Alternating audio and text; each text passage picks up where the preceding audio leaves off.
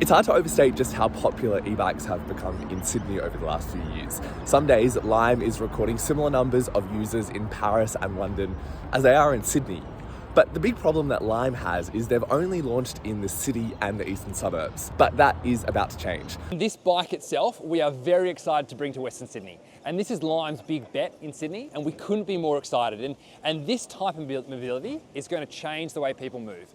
But the local mayor has some questions. When I rang him about the plan yesterday, he said he didn't know anything about it, Lime hadn't approached him, and he had questions about what the pavements would look like and if they'd end up being dumped in the river. Those are questions every council across Sydney has dealt with over the past few years.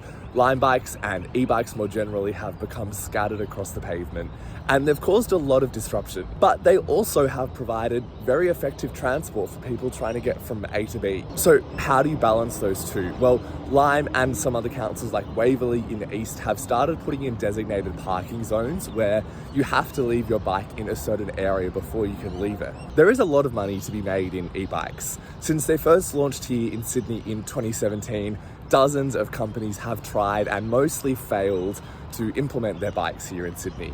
But Lime is reportedly about to go onto the US stock exchange. It's backed by Uber and Google, and it has some big money behind it because they're convinced it's going to work. But will it work here? That's another question entirely.